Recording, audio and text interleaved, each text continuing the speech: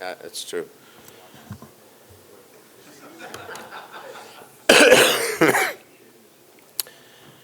We already had his paperwork, but we wanted to make sure we let you. Well, good afternoon. Today feels more like, tax day than it does signing day. Scrambling the last few days. It's unlike any recruiting period that I've ever been involved in. Recruiting is about identifying, evaluating. It's about logistics, and it's about a desire to build relationships with student athletes. And you do that over a long period of time. And so when you're announcing a class, this is the culmination of, in some instances, 18 months to 2 years' work. I'm really proud of my staff, my football staff, support staff, and the university. Everybody is all in when it comes to recruiting here at LSU, from our president to our athletic director, all the way down to the student assistant that is driving the golf cart around on, every visit. The photo shoot that goes late at night. I mean, I could go on and on. It takes a village, truly, and that's incredible here that we have that kind of commitment to this large endeavor. But I would be remiss if I didn't say that, as I mentioned in my opening remarks, this is a new landscape that we are in recruiting. And new, when I say it's not just about finding the right fit academically. It's not just about finding the right fit where you can develop holistically and graduate and play for a championship. It's about what the most money I can get. And that's unfortunate. But it's the world we live in. And you have to be able to adapt, and you have to be able to realign and be prepared. We have a class that is going to be represented in, somewhere near 24, 25. There is still more that we think that is going to be added to this class in terms of freshmen. But many of those were committed prior to their senior year and stayed committed to us. 9 out of 10 of them. We did lose a few of them, and it wasn't because we didn't recruit those players and offered them the opportunity to develop here holistically in all the areas that I just mentioned. But we are in a new world, and so we had to pivot, realign, and find how we could best continue to build this class. So as I've always said, it begins with recruiting the state of Louisiana. And in this class, it will again be represented largely from the state of Louisiana. We will have the number one player in the state of Louisiana at the running back position, and we're excited about him. Certainly Harlan Berry is a great player.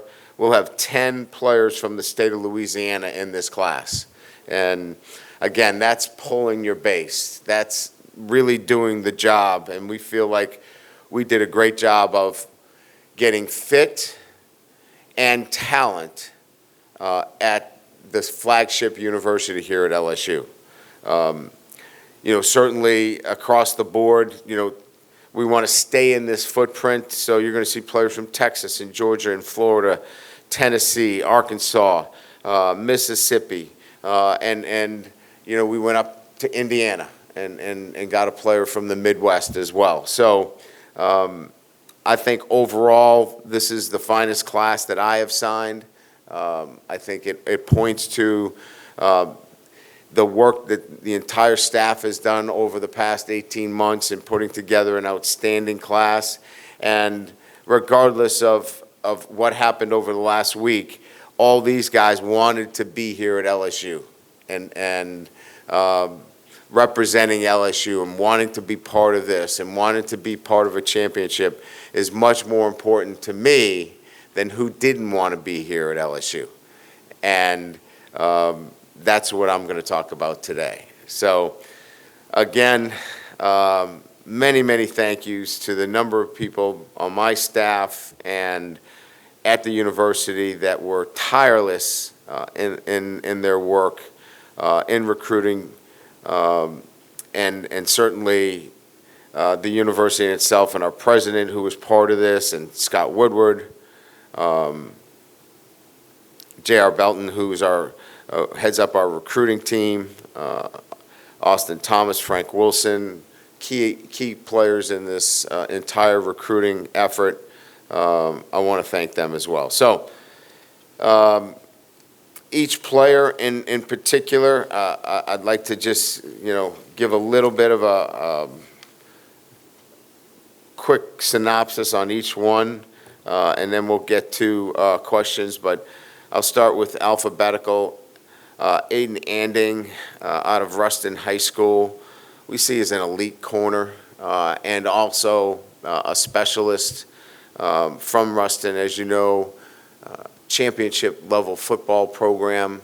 Love his traits and his athletic ability, and a guy that can come in and really strengthen the corner position. Dylan Battle is another player for us that fulfilled the defensive tackle position, heavy-handed, physical inside. Bo Davis really liked his ability to disrupt at the defensive tackle position. I think we all know about Harlan Berry out of St. Martin's Episcopal School, elite player, can do many things for you. As a guy that played both ways in high school, can impact the game as a guy coming out of the backfield, catching the football, running the football, special teams. He was elite on defense. This is an elite player that can impact our roster right away. Brett Bordelon, we know his brother is here. Brett is an outstanding offensive lineman out of Newman High School. We're excited to get to work with him. Physically strong, mature to come in right away and apply that physicality on the offensive line, which we desperately need, and has great flexibility. Could play guard, could play center. Jaden Breaker, we think, is emerging as a star linebacker. I mean, his ascent has been quick and mediocre. It's been that kind of player that has jumped off the page in terms of his status. Really just love the way he plays. He's fast, he's physical, he diagnoses extremely well, and he plays the position with great length. He's 6'3", 217 pounds. That's the kind of body frame we're looking for, with our outside backers. He's going to be, from our standpoint, a great fit here. Jacob Bradford, the more you watch Jacob Bradford, you see his physicality on the field. He plays a physical brand of football. He can line up at the corner position, the slot position, the safety position. Love his versatility, but more importantly, love the way he plays the game. Brandon Brown, another defensive tackle for us, somebody that Bo has had his eyes on for a number of years. Another guy, but love his quickness. A little bit of a different player than Dylan. Quick first step, more like first step quickness like JVR Suggs. Really love his ability to pass rush, but a good presence inside as well. But love his physicality, but his quickness really jumps off the film. Carius Kern, physically imposing, 6'4", 330 pounds. One of the stronger offensive linemen that I've recruited in some time. He is physically strong. At the point of attack, he dominates his opponents. If you just turn on his film, he absolutely dominates his opponent. He is physically ready to play in the SEC right now. We'll have to see how the other things come together, but he is physically ready to play. He's a special player. Teron Francis is just ascending each and every game that he plays. Loved his film over the last couple of weeks, making plays and playing fast and free. And excited about another Edna Carr player in our program. They've done nothing but excel here at LSU. CJ, Jim Coley, very versatile athlete, extremely physical athlete at the safety position. And you can see by his size, he's 6'3", 212 to 215 pounds. This is a guy that can play close to the line of scrimmage, but he's athletic enough that can play off the hash. So we've got a really interesting prospect here in terms of a freshman coming in that is probably going to get bigger. And look, he's going to put himself in a position to succeed with us. J.D. LaFleur obviously is a legacy player for us. His dad played here. I think many know that. Big, physical, 6'6", 245 pounds, but also has soft hands and can catch the football. Again, I think he gives us that big presence that we wanted from an inline player, but certainly can catch the football for us as well.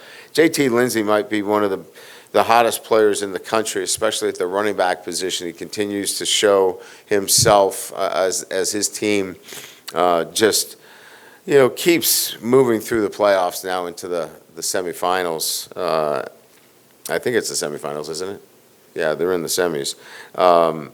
Just has had an incredible year, and he is an electric back. We welcome him into our backfield, and we have somebody that we're so excited about, and he's had an incredible year. Walter Mathis, another outstanding defensive tackle out of Calvary Day School, very coveted player throughout the country. Love his physicality, love his motor. Every play is, for him, just the way he has put forth the effort in every single play. Love the way he plays the game. Tyler Miller, very talented offensive lineman, the best one in Mississippi. Gives us the versatility with a big physical offensive lineman. Could play tackle, could play guard. Really love his feet, the way he bends, and will be a great addition. Keelan Moses, locally, obviously battled some injuries this year, but an extremely gifted player. A guy that could play either side of the ball. He'll fit in very nicely in Blake Baker's linebacker room. Great character, and we just think he's a great fit for us here at LSU. DJ Pickett, arguably the number one corner in the country. I don't even know if it's an argument. We believe he's hands down the best corner in the country. Incredible length at 6'4", 180 pounds. I don't know that I've ever felt that there is a lockdown corner, but he's about as close as there's a lockdown corner in the country. It's DJ Pickett. And his offensive film might be as good, if not better, if you've ever watched him. So this is an elite player that we're excited to have in our roster. Charles Ross II, again, the superlatives are such that not only does he get the game of football and have great awareness where he plays, he is one of the fastest linebackers, if not the fastest linebacker in the country. And that's proven by what he's done in track and field. This guy is lightning, and can't wait to get him into Blake's defense. He will be a difference maker. Damian Shanklin, an edge player with an incredible attitude of excitement and energy, and it reminds us a lot of Swin in terms of his energy and excitement, brings that in, and he's an elite pass rusher, so we welcome him and excited about him. Jace Thomas, obviously, his season cut short. Destrehan also vying for a championship. But very cerebral, very smart, athletic, and will come down and hit you. That's what we're looking for, somebody that can play the ball and also be a great run support guy. Zach Weeks, as you all know, this will be the third Weeks brothers in the program. And look, the only way you get three brothers is if you recruit them individually, as they are, and they love their experience in the program to have three brothers because they just talk to each other. And all three of them here, we're excited about that. And, Zach is an incredible athlete. And I kid the other two that he's the best of the three, and of course, you can imagine how that goes. But great versatility and an extremely gifted athlete, and we're excited. Zion Williams is, you talk about a space heater. He is massive. He's physical at the point of attack. He's 340 pounds, and he doesn't even look it. He's a guy that could play at that weight. And now you're talking about a defensive line with depth, size, physicality. That's what it looks like, gentlemen, in the SEC. We're putting the bodies, we're putting the men together to put together the defense in terms of what it should look like. And then Philip Wright, who is just lightning. He is so fast, athletic, tough. I love his toughness, his mindset, the way he plays the game. He doesn't avoid contact. He goes up and catches the football, and really excited about his presence here as well. And again, we think we're still going to be announcing some more as they come in a little bit later today. So thank you for your patience and listening to me talk about these fine young men. Today's their day. They get to listen to this press conference. So I wanted to be able to say a few words about them and who they are and how excited we are. We'll welcome, I think, 16. Is that right, JR? 16 of these players will come in as mid-years and have graduated early. And I think we all understand what an incredible accomplishment that is, to graduate early from high school. And so bringing 16 of these guys in will definitely impact our roster, and we're excited about that. So with that, we'll open up to questions. Coach, you spoke about this being kind of like unlike any recruiting cycle you've ever been a part of, and just the new world we're living in. I'm just curious if maybe what's transpired with this class has maybe altered your thinking about how you want to approach recruiting freshman classes in the future. Just maybe speak on that a little bit. Well, I think you could make the case that you just go out through the entire year and you raise money. Right, that's one. And look, I'm not trying to be a wise guy, but one side of it could say, hey, let's just go raise money the entire recruiting season and get X, and then the last few weeks, let's just go buy a team of freshmen. Obviously, that's not what we're going to do, right?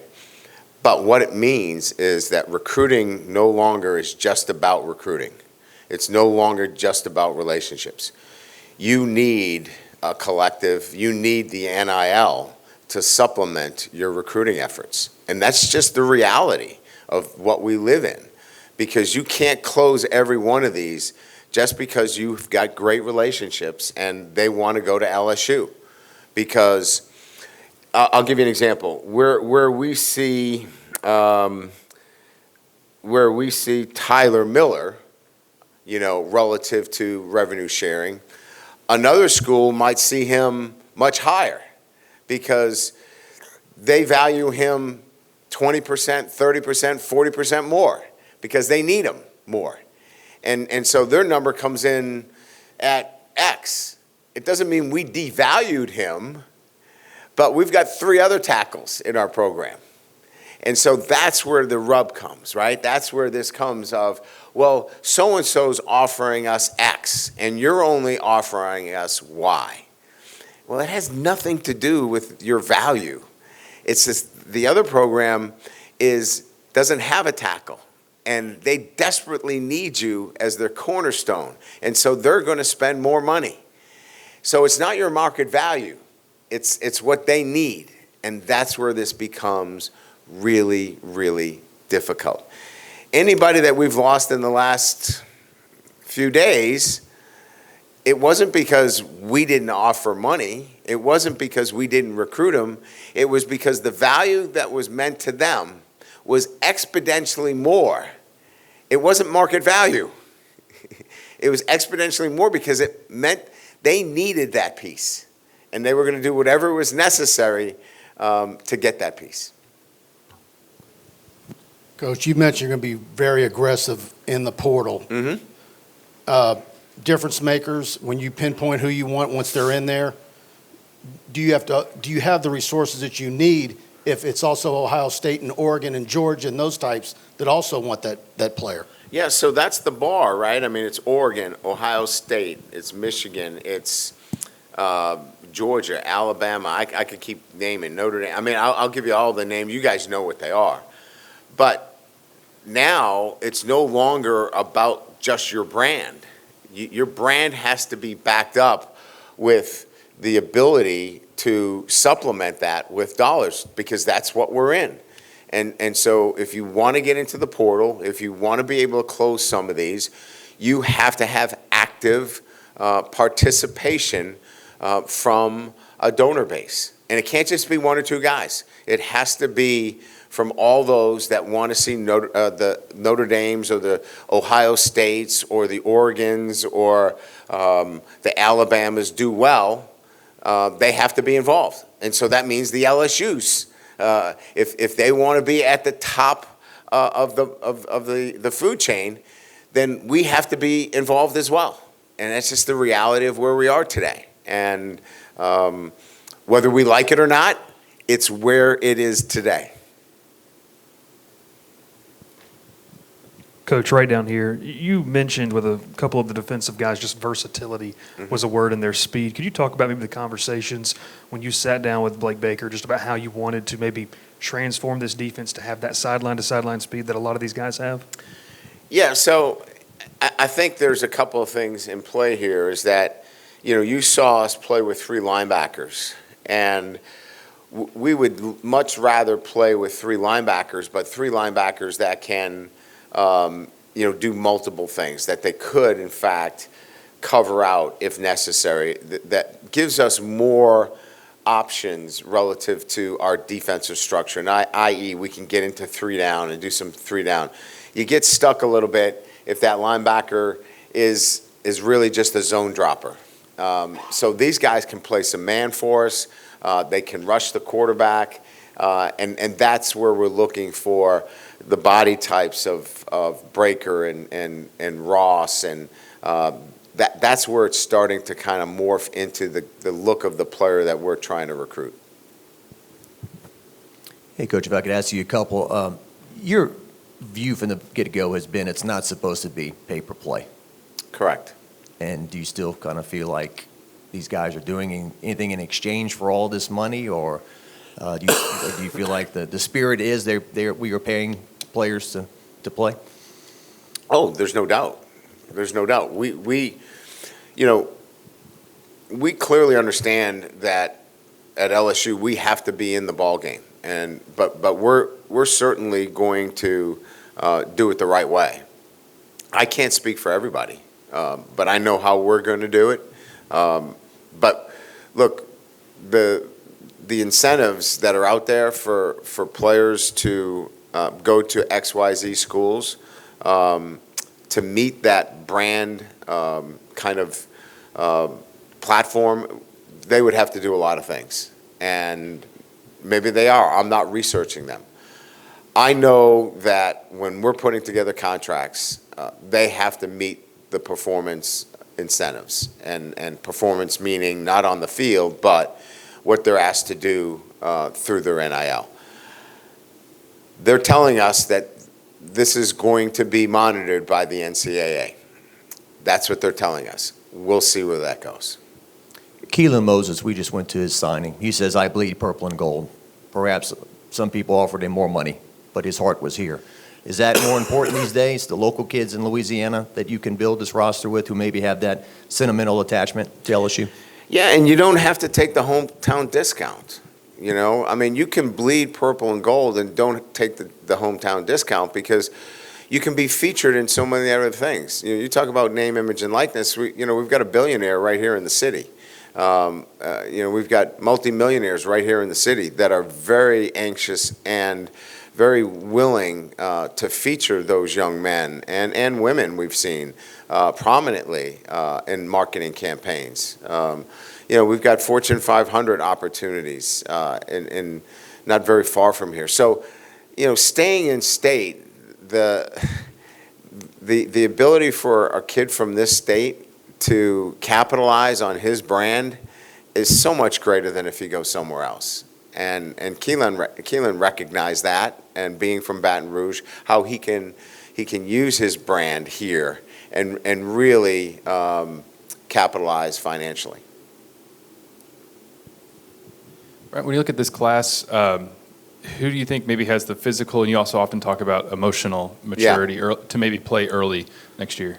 Well, I mentioned Karius Kern. I mean, I felt like physically he might be one of the strongest players that I've recruited at the position in a long time. He has that kind of physical characteristics.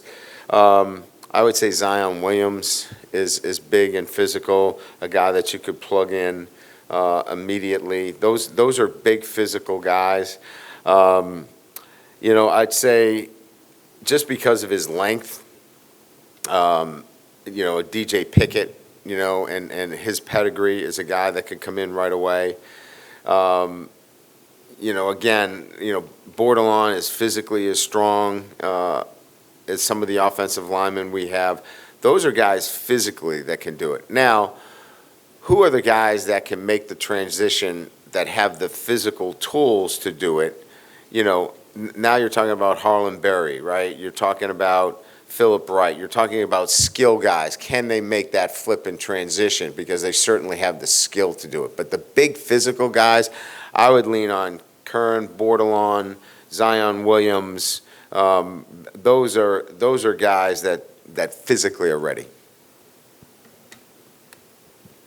I know whenever you recruit guys and you watch film and you know about them and everything, but when they visit, you see them for the first time. I'm just curious your reaction the first time you saw DJ Pickett. Yeah, I was surprised by his length.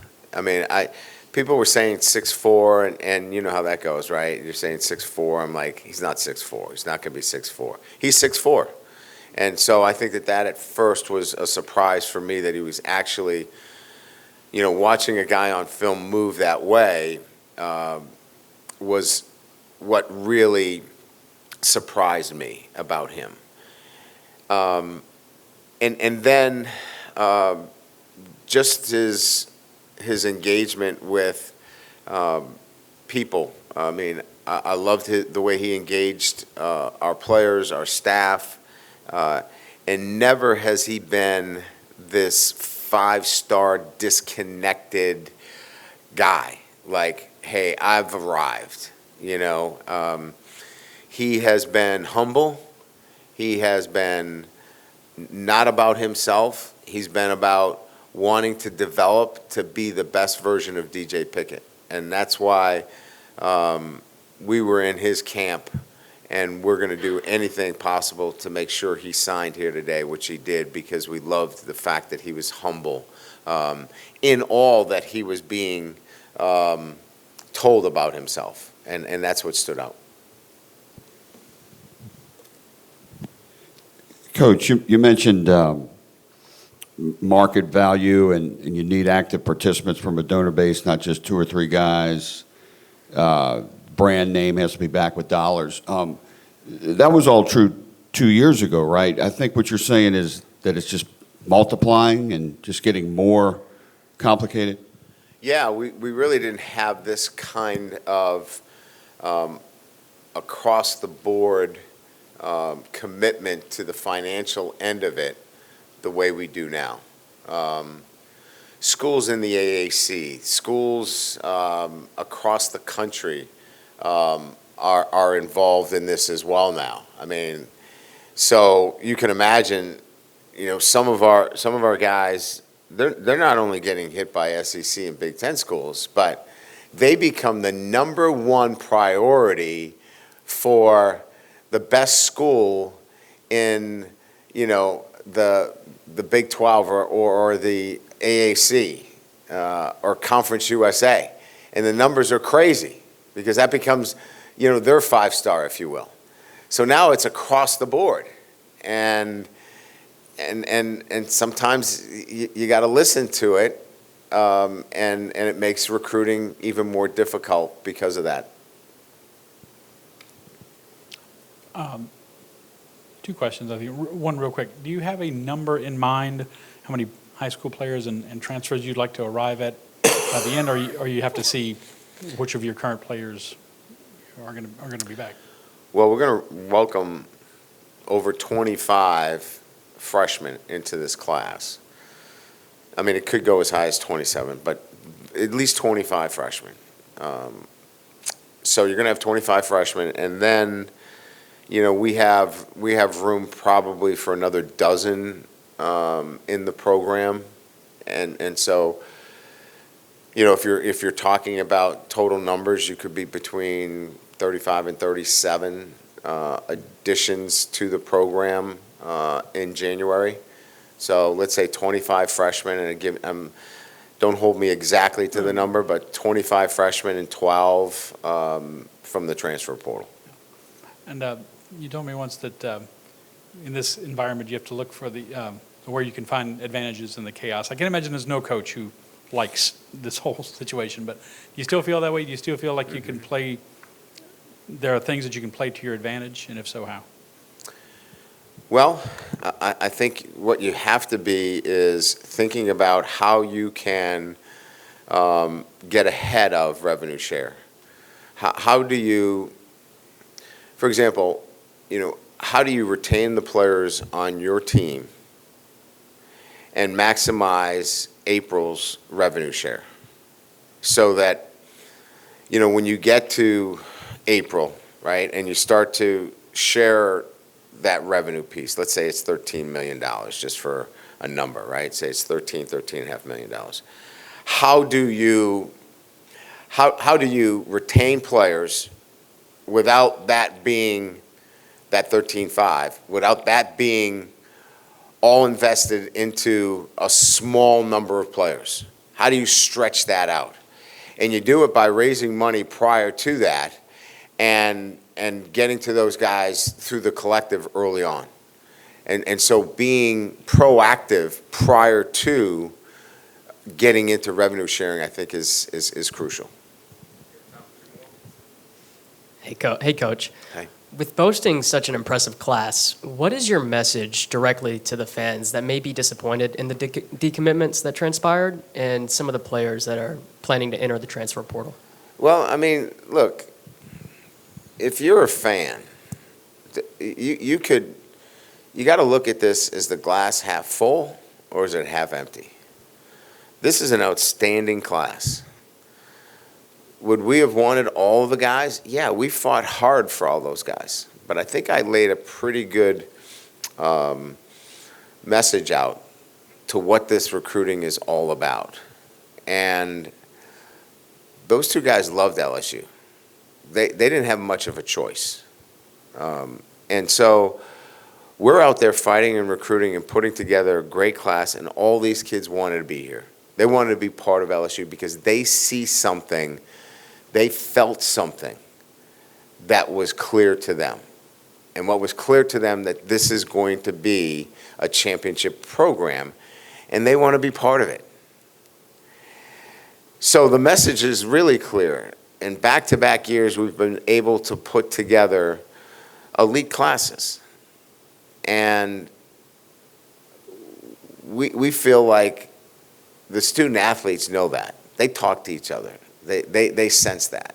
And so our fans need to know that. And what finishes it off is that we need to get continued support from our donor base so we can now continue to augment the roster through the transfer portal, which is the other way of building your roster now in this new world that we live in.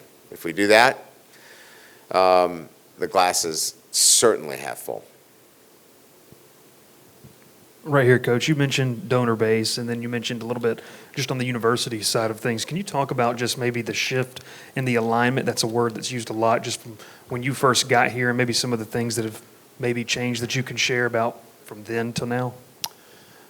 Well, I would say it started as, and I don't think LSU's different. I think LSU probably was similar to most, not all, but most.